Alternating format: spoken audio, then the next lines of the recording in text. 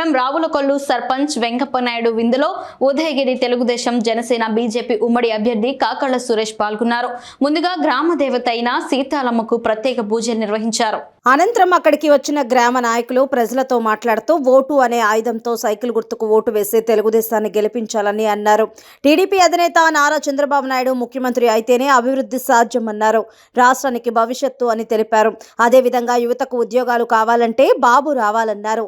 జగన్మోహన్ రెడ్డి ప్రభుత్వంలో రాష్ట్రం అధోగతి పాలైందని, రాజధాని లేని రాష్ట్రంగా అప్పుల ఆంధ్రప్రదేశ్గా తయారైందన్నారు. ఆంధ్రప్రదేశ్ గాడిలో పడాలంటే చంద్రబాబు నాయుడు ముఖ్యమంత్రి కావాలన్నారు. ఓటు ద్వారా విజయం సాధిద్దామని తెలిపారు. 83 నుంచి తెలుగుదేశం పార్టీ జెండా మోసిన వాళ్ళందరికీ కూడా నా నమస్కారాలు.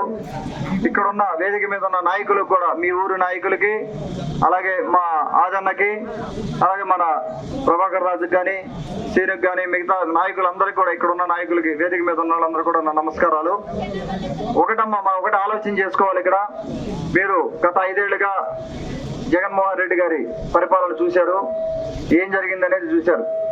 వాళ్ళు ఒకటే చెప్తా ఉంటారు, వచ్చి మేము సంక్షేమ పథకాలు చేస్తున్నాము, సంక్షేమ పథకాలు చూసి ఓటేయమని చెప్తా ఉన్నారు.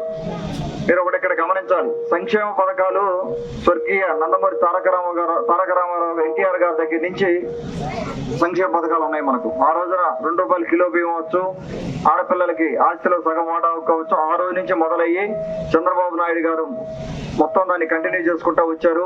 ఏ రోజున కూడా సంక్షేమ పథకాలు ఒక్కటే చేయలేదు తెలుగుదేశం పార్టీ. సంక్షేమ పథకాలతో పాటు డెవలప్మెంట్, పిల్లలకు ఉద్యోగాలు అవ్వచ్చు, రోడ్లు అవ్వచ్చు, ఇన్ఫ్రాస్ట్రక్చర్ అంతా డెవలప్మెంట్ చేయడానికి చేశారు. మీరు అదొకటి గమనించి, ఈ గత 5 ఏళ్లుగా ఎక్కడైనా 1 కిలోమీటర్ రోడ్డు వేసారా? ఆంధ్ర మొత్తం మీద కూడా 1 కిలోమీటర్ రోడ్డు ఎక్కడైనా వేసారా? ఎక్కడైనా ఫోటో ఉందా? కనీసం మీకేదైనా జరిగిందా? 5 ఏళ్ళలో డెవలప్మెంట్ ఏమైనా జరిగిందా? వాళ్ళు నెలకేసే పెన్షన్ తప్పితే.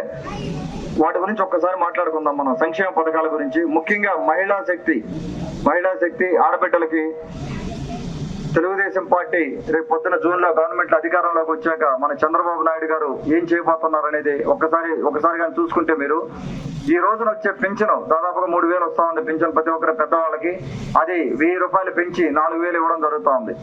అలాగే ఆడబిడ్డలకి, ప్రతి ఆడబిడ్డకి 18 ఏళ్ళు నిండిన ఆడబిడ్డకి ₹1,500 వస్తుంది. అలాగే ప్రతి ఇంటికి కూడా మూడు గ్యాస్ సిలిండర్లు ఫ్రీగా ఇవ్వడం జరుగుతుంది. అలాగే మీకు ఎంతమంది పిల్లలు ఉంటే మీ ఇంట్లో, ఒక్క నిమిషం, మీ ఇంట్లో ఎంతమంది పిల్లలు ఉంటే చదువుకోవడానికి 3 పిల్లలు ఉంటే ముగ్గురికి కూడా 15,000, 45,000 సంవత్సరానికి రావడం జరుగుతుంది. అలాగే ఆడబిడ్డలకి ఆర్టీసీ బస్సుల్లో ఉచిత ప్రయాణం. ఇవి ముఖ్యంగా మహిళా శక్తికి మన చంద్రబాబు నాయుడు గారు ఇచ్చే పథకాలు. అలాగే మీ ఇంట్లో ఎవరైనా ఉద్యోగం లేకుండా ఉంటే, యువత ఎవరైనా ఉద్యోగం లేకుండా ఉంటే వారికి లోకేష్ బాబు యువగళం నిధి కింద ₹3,000 నిరుద్యోగ భృతి ఇవ్వడం జరుగుతుంది ఉద్యోగం వచ్చేంత వరకు.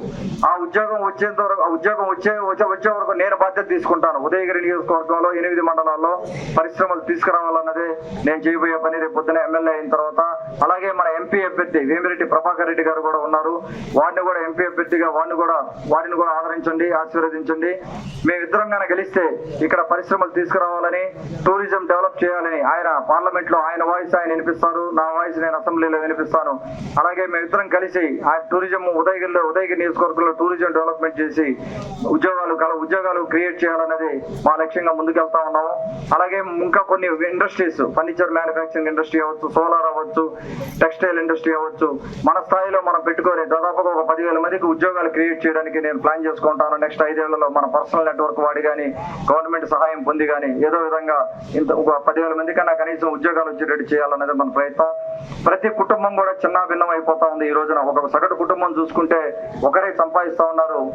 వారు సంపాదించే సంపాదన ఆ కుటుంబానికి సరిపోవడం లేదు. పిల్లల్ని చదివించుకోలేని పరిస్థితి, ఆర్థికంగా చితికిపోతా ఉన్నారు. ఏదైనా హెల్త్ సమస్య వచ్చినప్పుడు, ఏదైనా సర్జరీ, గుండె జబ్బు ఏదైనా వచ్చినప్పుడు, పెద్ద సమస్యలు వచ్చినప్పుడు ఆ కుటుంబం మొత్తం చితికిపోతా ఉంది. అలాగా కొన్ని 100 కుటుంబాలు నేను చూడడం జరిగింది. ఇక్కడ గత 2 ఏళ్లుగా తిరగడం జరిగింది. ఈ మధ్య ప్రచారంలో కూడా ఎన్నో రకాల సమస్యలు ఒక్కొక్క సమస్యతోటే మనకు విన్నవించుకుంటా ఉన్నారు. అలాగే సాగునీరు